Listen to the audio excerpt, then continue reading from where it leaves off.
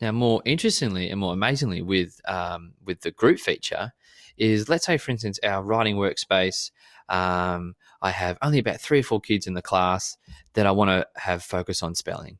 I don't want to give the goal to all my kids because I've got about 75% of kids who are absolutely flying with their spelling. So they don't need to focus on improving their spelling at, say, like a grade 5 level.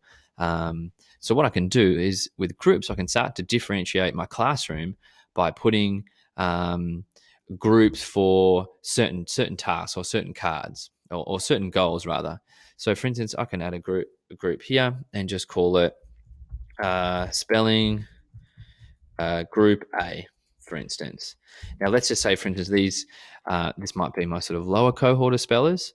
So I want to create a goal for just say 3 or 4 of my kids who are sort of the more sort of the lower sort of spellers in the classroom. So let's just bring a couple of students across just for the sake of it,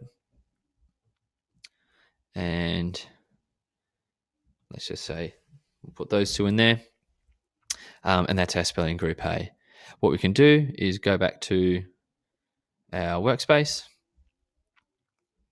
And for instance, let's say I've got my new group over there. Let's say, for instance, improve our spelling.